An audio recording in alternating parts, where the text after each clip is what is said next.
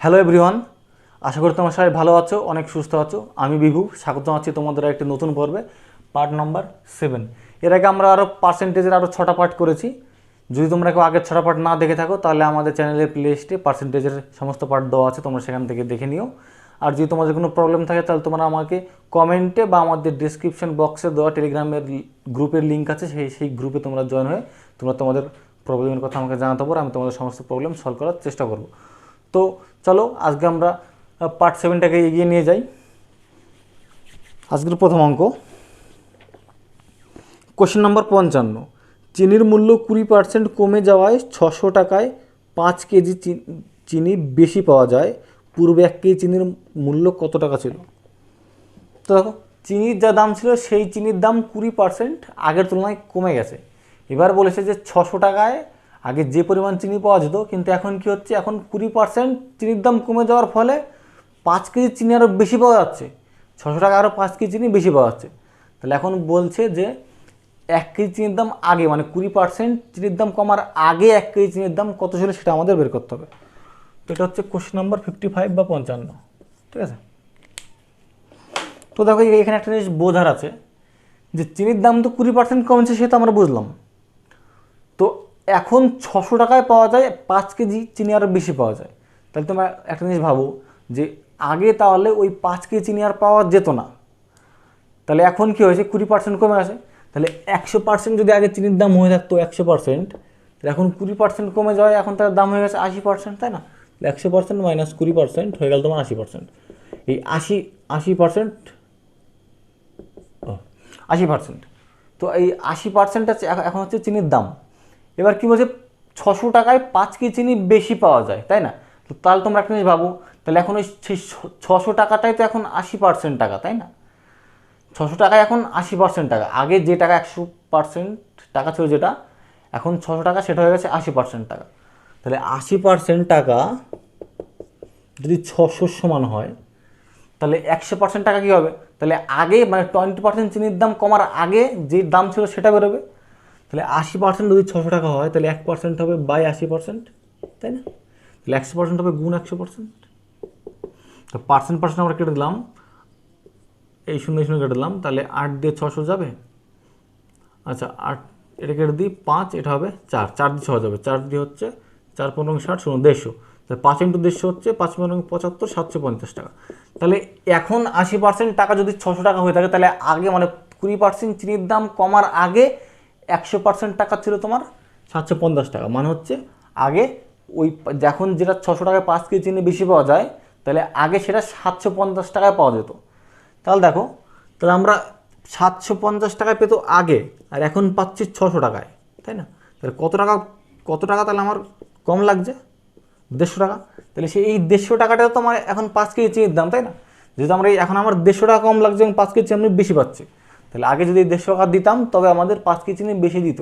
তাহলে 1 কেজি চিনির দাম বের করো তাহলে।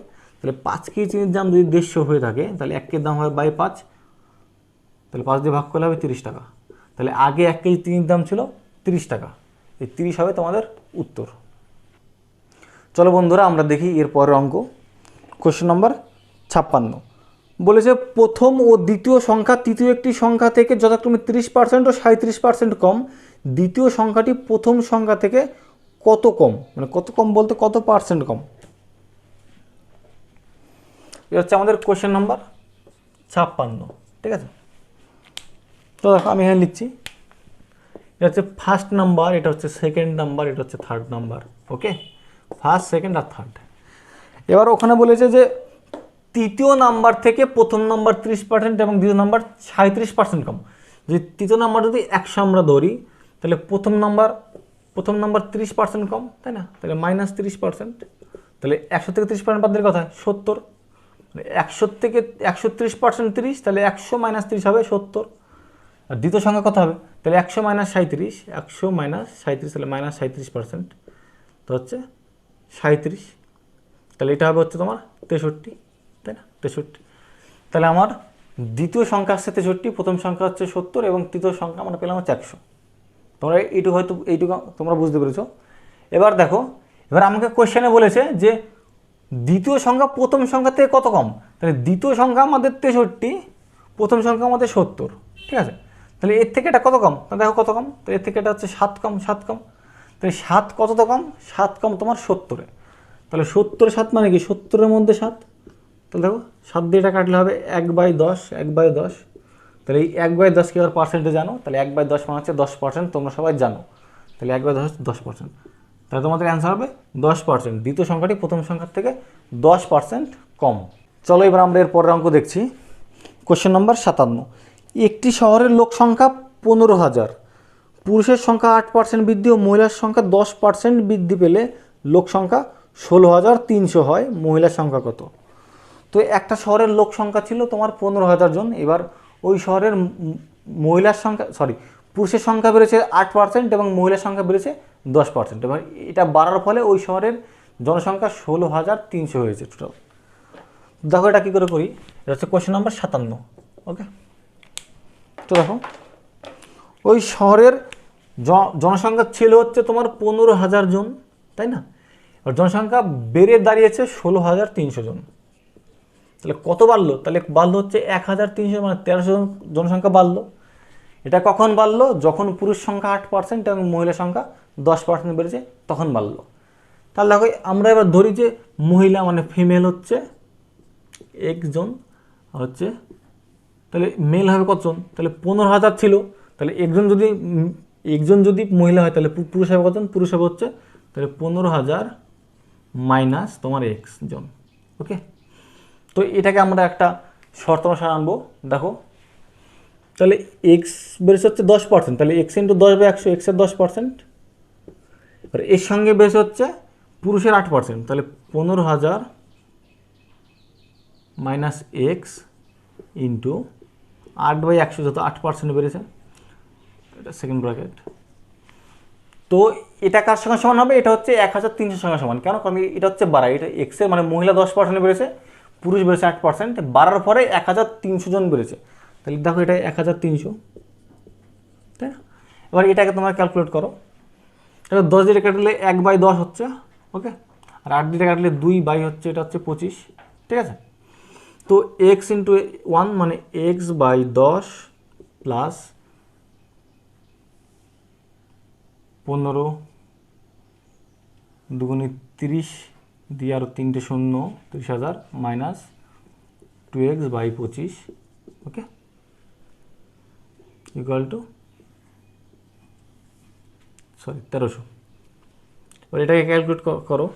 তো 10 আর 25-এর এলসিএম হবে 50,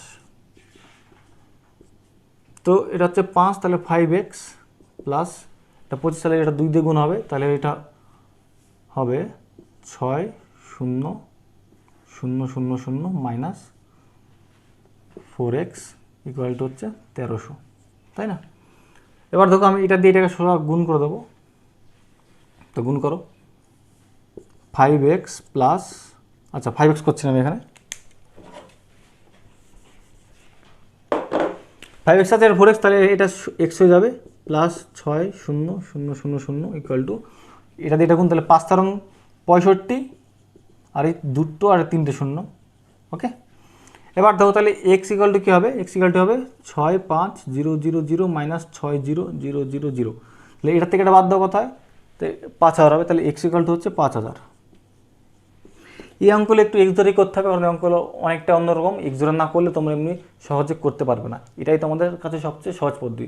তো এক্স ধরলাম আমরা মহিলা একজন, তাহলে ওই শহরের মোট মহিলার সংখ্যা আমাদের বেরোলো 5,000 জন, তাহলে ওই শহরে মোট 5,000 জন মহিলা ছিল। তো চলো দেখা যাক এরপর অঙ্ক। Question number 58।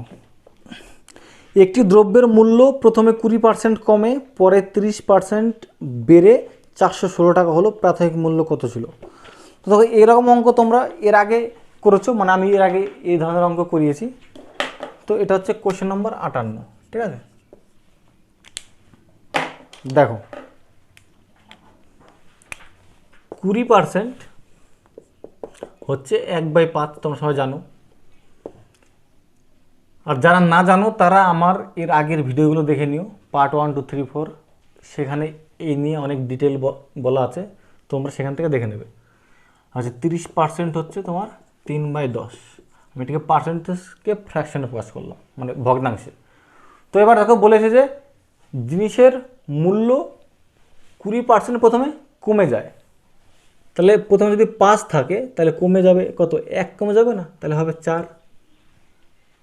দেখো কি হয়েছে, 5 যদি 100% হয় তাহলে 5-এর 20% 1, তাহলে 5 যদি হয় তাহলে 20% কমলো, তাহলে 1 কমলো, তাহলে হলো 4। এবার তারপর আবার 30% আরও বেড়ে যায়। তো তখন যদি 10 দাম হয় তাহলে 30% বাড়ে, তার মানে কি 10 + 3, তাই না, মানে কত হচ্ছে 13। তাহলে 13 হলো। তাহলে এটা হচ্ছে আগের আর এটা হচ্ছে পরের। তো 5 × 10 50 এবং পরে দাঁড়ায় হচ্ছে 4 × 52, তাই না। এবার দেখো তাহলে 52 হচ্ছে কি, 52 হচ্ছে আমাদের 416। কেন, বইতে বলেছে যে 20% কমে এবং তারপরে আবার 30% বেড়ে গিয়ে জিনিসের দাম 416 টাকা হয়। তা আমাদের সেখানে 52 আসছে। তো 52 যদি 416 হয় তাহলে আমাদের এই 50 মানে আগের দাম কত হবে সেটা বের করতে হবে। তাহলে 52 যদি আমাদের 416 হয় তাহলে 1 হবে কত, বাই 52, 50 হবে কত, গুণ 50, তাই না। তো দেখো 25, এটা হচ্ছে 26, এটা হচ্ছে 13, এটা হচ্ছে 2 দিয়ে কাটলে 2, 0, 8, 13 দিটা যাবে,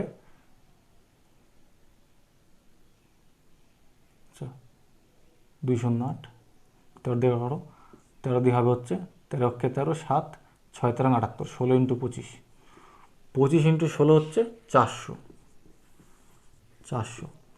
তাহলে ওই জিনিসটার প্রাথমিক মূল্য ছিল 400 টাকা। চলো এরপর অঙ্ক আসছি। কোশ্চেন নাম্বার 59, একজন তার বেতনের 10% ব্যাংকে জমা করার পর অবশিষ্ট টাকার 4% বাড়ি ভাড়া দিলেন।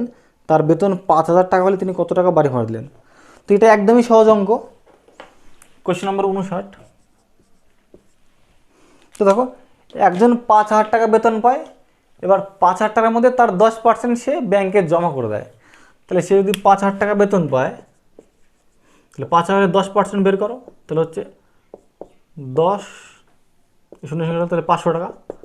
তাহলে সে 500 টাকা সে কী করে, ব্যাংকে জমা রেখে দেয়। 500 টাকা সে ব্যাংকে জমা রাখে।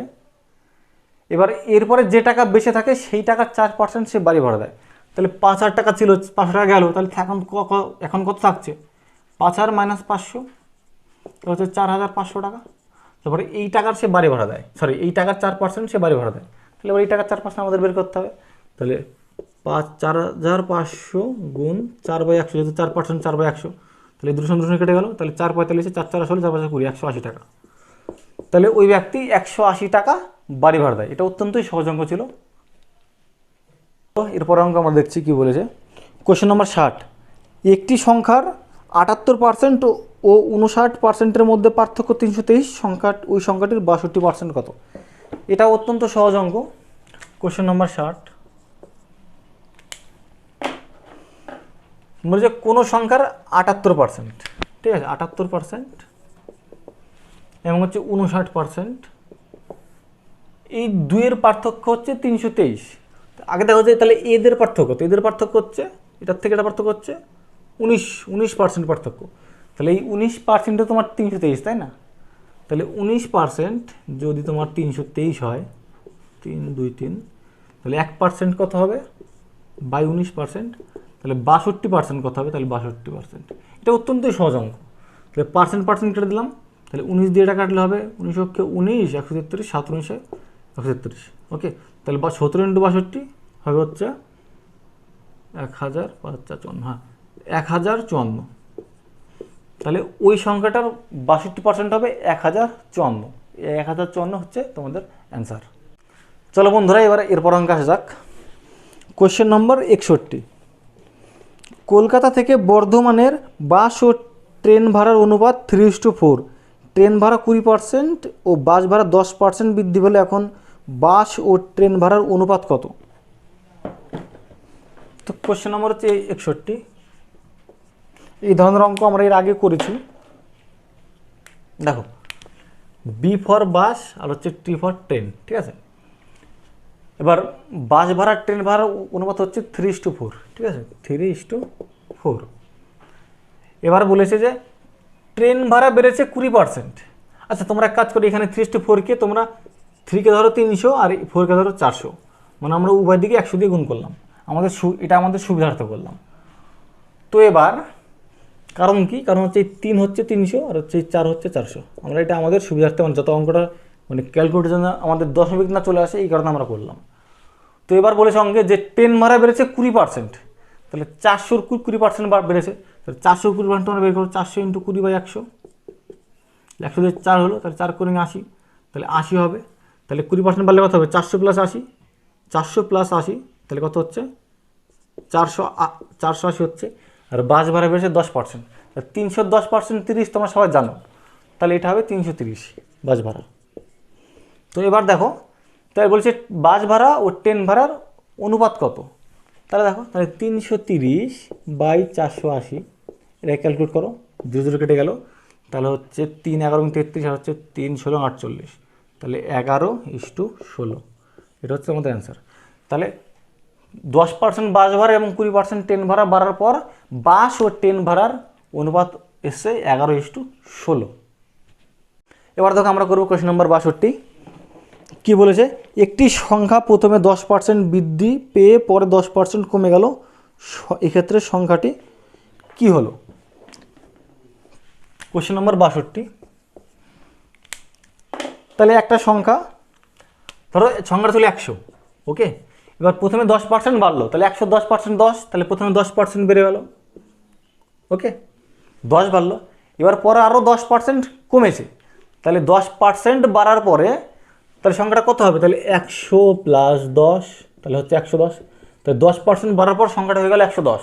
এবার এই 110-এর মধ্যে 10% কমেছে, তাহলে এখানে 110-এর 10% কম, তাহলে -110 × 10/100, তাহলে শূন্য কেটে গেল, তাহলে এটা গেলে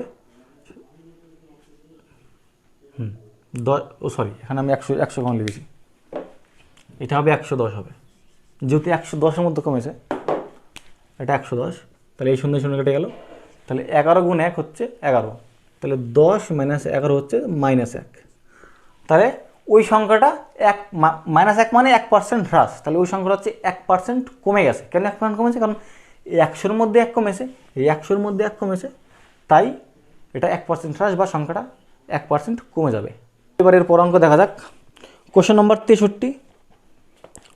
বর্গক্ষেত্রের বাহুর দৈর্ঘ্য 50% কমে গেলে ক্ষেত্রফল কমে যাবে কত %? Question number 63। এখানে একটা জিনিস দেখো, ধরো এটা একটা বর্গক্ষেত্র, ঠিক আছে, এটা বর্গক্ষেত্র, ওকে। এবার ধরো এর বাহুর দৈর্ঘ্য ছিল 10, তাহলে এটা 10 হলে এটা 10 হবে, এটাও 10 হবে, এটাও 10 হবে, ওকে। এবার সেকেন্ডে কি বলেছে যে এর বাহুর দৈর্ঘ্য এবার অর্ধেক কমে গেছে, তাহলে 10-এর অর্ধেক কত? 5, তাহলে এই ক্ষেত্রে এটা 5 হবে, এটাও 5 হবে, এটাও 5 হবে, এটাও 5 হবে। এবার তোমরা সবাই বর্গক্ষেত্রের ক্ষেত্রফলের সূত্র জানো, যে বাহু স্কোয়ার বা বাহু গুণ বাহু, তাই তো। তাহলে 10 × 10 ক্ষেত্রফল কী হবে? ক্ষেত্রফল হবে এটা 100, এর ক্ষেত্রফল হচ্ছে 100, এবং এর ক্ষেত্রফল হবে 5 × 5 মানে 25, তাই না? তাহলে প্রথমে যেই বর্গক্ষেত্র ছিল সেটার ক্ষেত্রফল 100, এবং পরে যে বর্গক্ষেত্র হলো তার ক্ষেত্রফল হলো 25। তাহলে আবার দেখো, এটার থেকে এটা হচ্ছে 75 কম, তাই না? 75 কম, তার মানে কি 100-তে হচ্ছে 75 কম, তাই না? তাহলে 100-তে 75 মানে কি? কোনো কিছু হচ্ছে নিজে 100%, তাহলে 100-তে 75 মানে হচ্ছে 75%। তাহলে ওই বর্গক্ষেত্রের ক্ষেত্রফল যদি বাহুর দৈর্ঘ্য যদি অর্ধেক কমে যায়, তাহলে ওই বর্গক্ষেত্রের ক্ষেত্রফল 75% কমে যাবে। এই 75% হচ্ছে তোমাদের উত্তর। দেখো এবার এর পরের অঙ্ক, কোশ্চেন নম্বর 64। ক্রমান্বয়ে 2 বছরে একটি বিদ্যালয়ের 80 জন ও 60 জন পরীক্ষার্থী ছিল, যাদের 60% ও 80% উত্তীর্ণ হয়। গড় অংশের হার কত? মানে গড় অংশের হার কত %? তো একটি বিদ্যালয়ে 2 বছরে, প্রথম বছরে ছিল 80 জন ছেলেপেলে, আর তারপরে বছর ছিল 60 জন। এবার বলছে প্রথম বছরে পাস করছে 60% এবং দ্বিতীয় বছরে পাস করছে 80%। তো দেখো অঙ্কটা করি। Question number 64।